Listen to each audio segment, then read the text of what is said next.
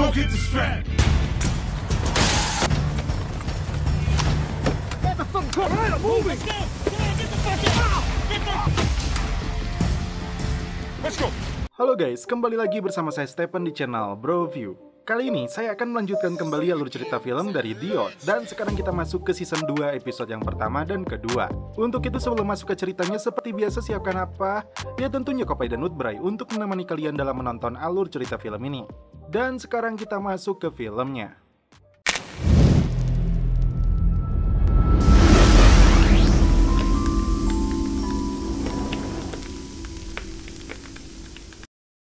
Di awal film, puluhan narapidana dibawa keluar untuk dipindahkan ke penjara lain. Salah seorang dari napi itu adalah bos kartel Kolombia yang bernama Don Ignacio. Saat dalam perjalanan, pasukan bersenjata bertopeng menghentikan mobil tahanan tersebut untuk membebaskan Ignacio.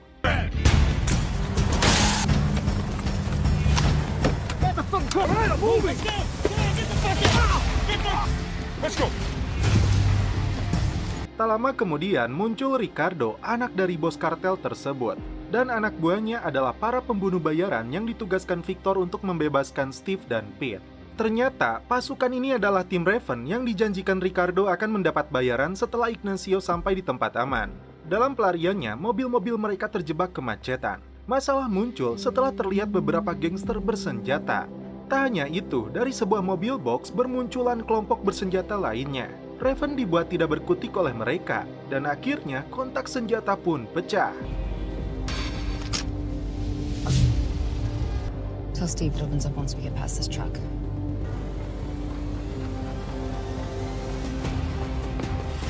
Go! Son. Get everyone to our father.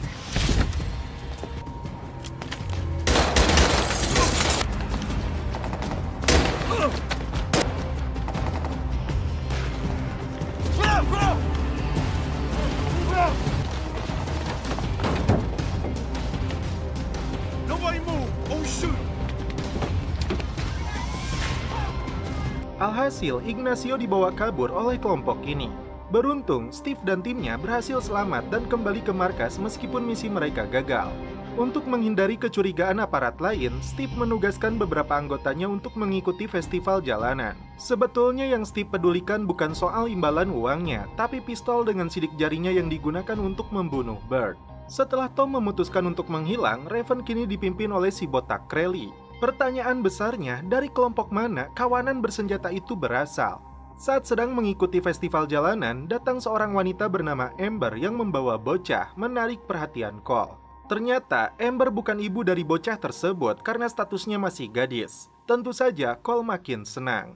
Tak lama kemudian, datang pendeta Greg yang sangat dihormati komunitas kulit hitam. Cole sempat menyebut pendeta ini telah mengganggu PDKT-nya, padahal Greg adalah ayah dari Amber. Seorang polwan mengajukan dirinya kepada Crowley untuk bergabung dengan Raven. Namun, dia tidak mau menanggapinya.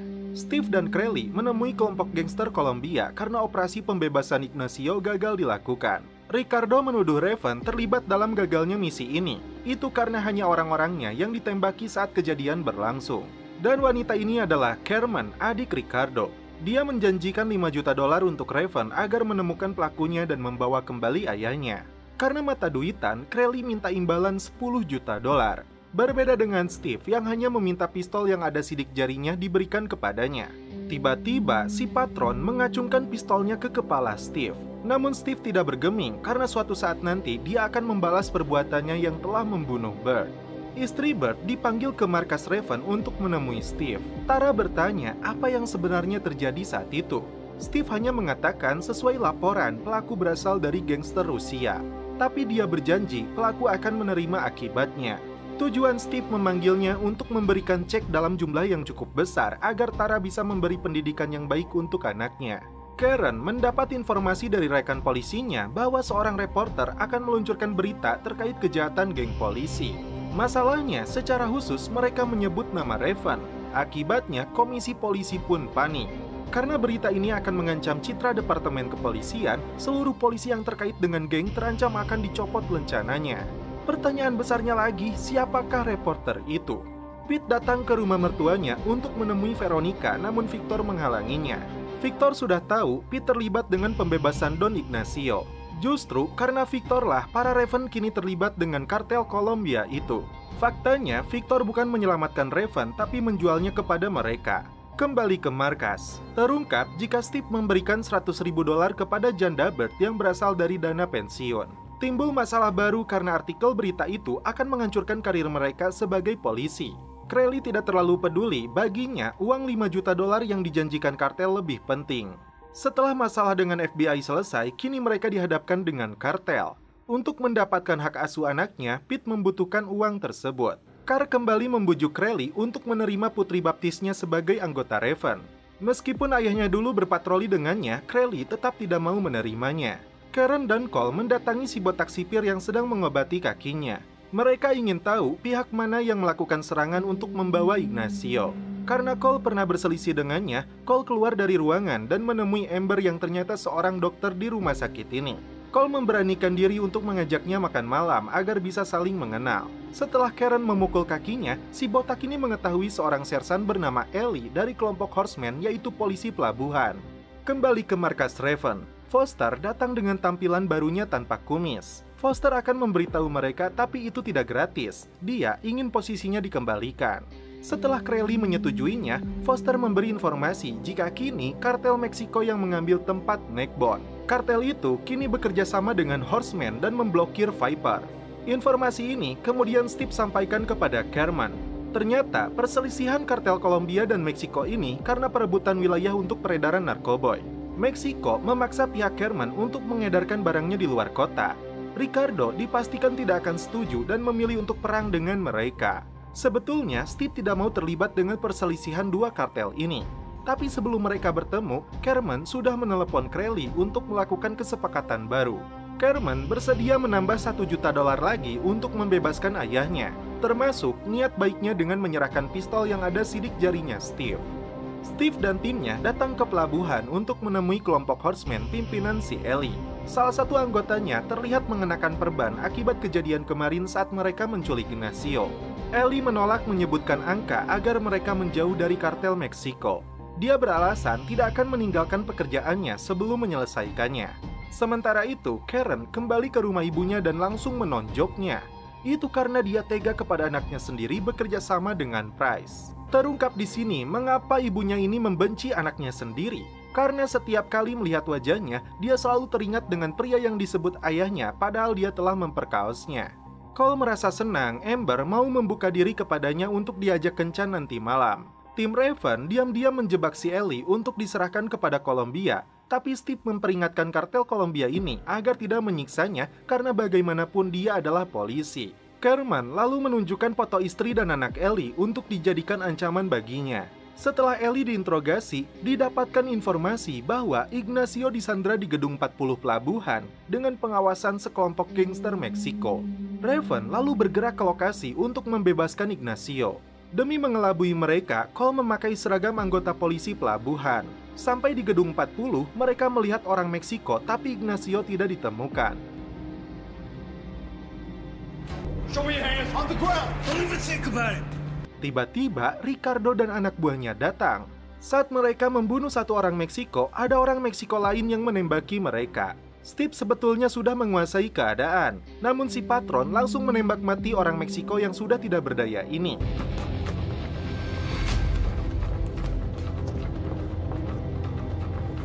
Pretty goddamn soon. We ain't gonna be able to explain this.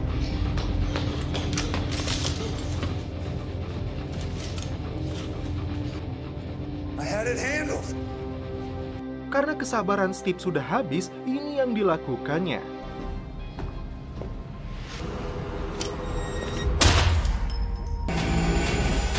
Dan setelah itu film pun berlanjut ke episode 2.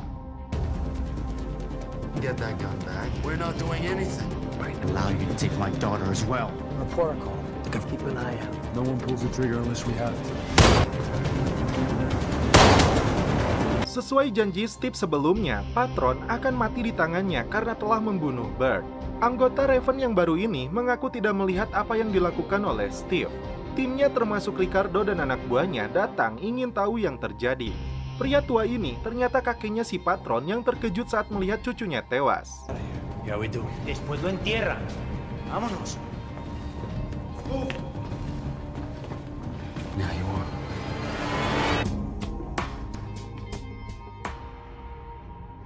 Raven menduga Ellie telah membodohi mereka dan Crowley sudah muak dengan keparat itu.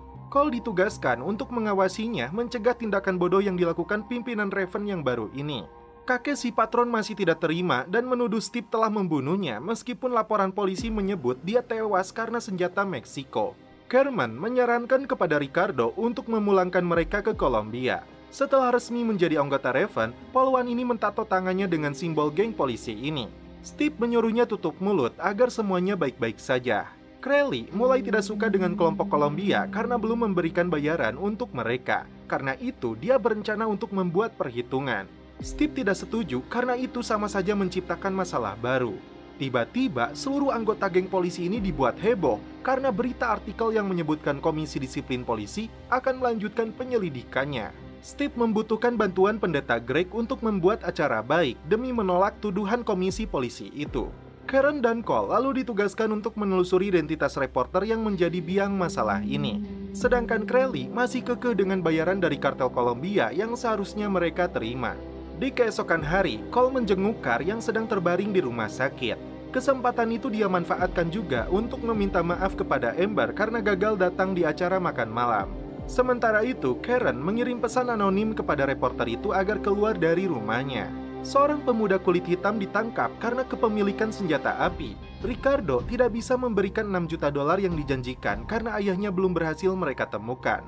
Jika butuh pekerjaan, Ricardo akan memberikan $50.000 di muka untuk mengawal muatan dari titik A ke titik B. Karen dan Pete menyelinap masuk ke dalam rumah reporter itu dan ternyata ditemukan sebuah dokumen yang menunjukkan identitas informannya yang ternyata adalah Price. Divorce shit. This guy's I've got something.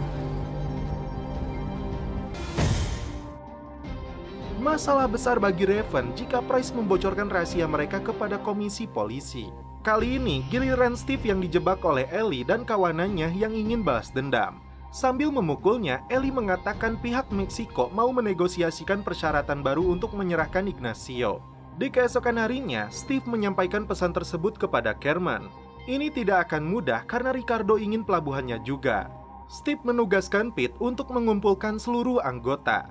Tak lama kemudian, dia dijemput oleh Tito untuk membahas masalah keluarganya dengan Victor. Greg datang ke penjara untuk melihat pemuda yang berasal dari wilayahnya ditangkap karena kepemilikan pistol. Sebagai bagian penting dari komunitas, Cole minta bantuan Greg untuk membantunya meningkatkan citra baik kepolisian. Greg mengajak Cole mengunjungi wilayahnya. Tampak beberapa pria kulit hitam sedang bermain kobak. Greg meminta bantuan Cole untuk membebaskan pemuda itu karena dia butuh beasiswanya untuk melanjutkan pendidikan. Sebagai imbalannya, Greg akan meyakinkan kaumnya agar memandang polisi sebagai teman. Pete tidak percaya saat mertuanya mengajukan petisi untuk hak asuh tunggal Veronica. Pete dipaksa untuk menandatangani dokumennya agar Pete dapat jatah kunjungan yang diawasi.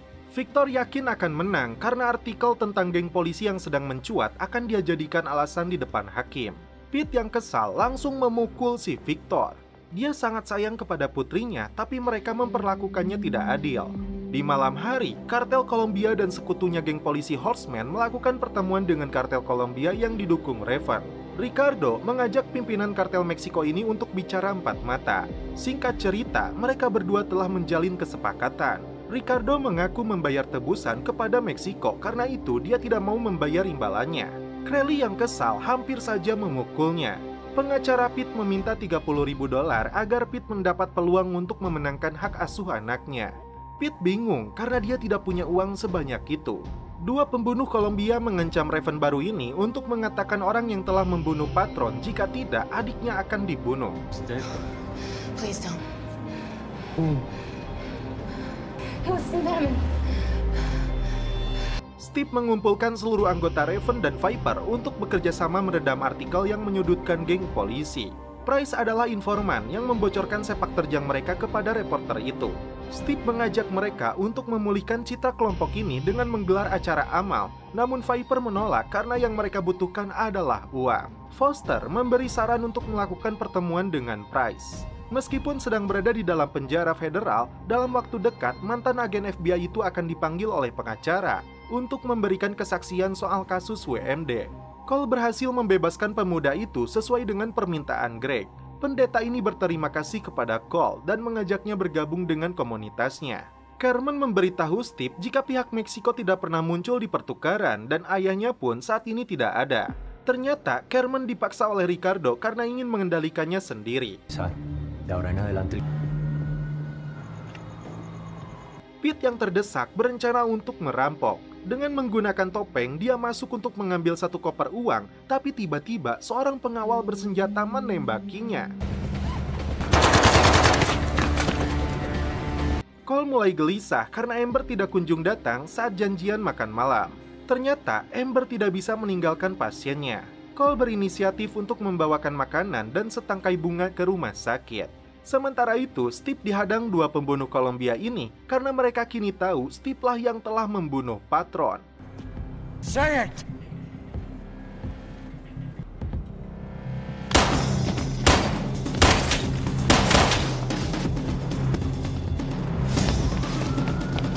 Untungnya, Steve berhasil kabur. Dia hubungi Ricardo untuk melaporkan tindakan anak buahnya. Steve lalu disuruh datang menemuinya. Ternyata pelaku perampokan yang terbunuh itu bukanlah Pete, tapi Foster.